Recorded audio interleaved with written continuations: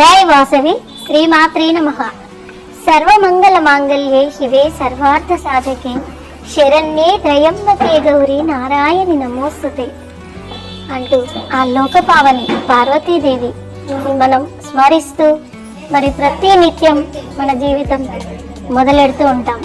మరి ఈరోజు ఈ వాసవి కన్యకా పరమేశ్వరి జీవితంలో తను ఆత్మ అర్పణ ఎందుకు చేసింది అనేది మనం అర్థం చేసుకోవాల్సిన విషయం ఏంటంటే, తను పార్వతీదేవి వాసవి మాతగా జన్మనెత్తి మరి మానవ జన్మలో మనుషులంతా ఎలా బతకాలి అనేది తన జీవితాన్ని, తన జీవిత చరిత్రను చూసి మన జీవితంలో మనం మెదులుకునేలాగా, మన జీవితాలని మనం తీర్చిదిద్దుకునేలాగా ఆ లోకపావని అయిన పార్వతీదేవి వాసవి కన్యకా పరమేశ్వరి దేవిగా కుసుమ శ్రేష్ఠి కుసుమాంబ కడుపులో జన్మించి మరి ఆ విరూపాక్షుడి కూడా చెల్లెలుగా పుట్టి ఆ ఈశ్వరుడైన పరమేశ్వరుడు నగరేశ్వరుణ్ణి పరిణయమాడి మరి 102 గోత్రికులు మరి వృద్ధ దాంపత్యులైన వారితో మరి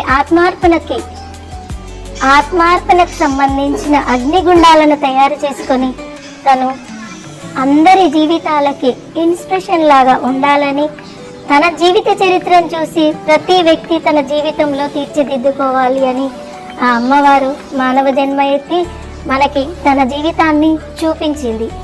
మరి మన జీవితంలో కూడా మనం ఇన్స్పిరేషన్గా తీసుకొని ఆ అమ్మవారిని మనం కొలుస్తూ మన జీవితంలో ముందుకు కొనసాగిద్దాం. జై వాసవి.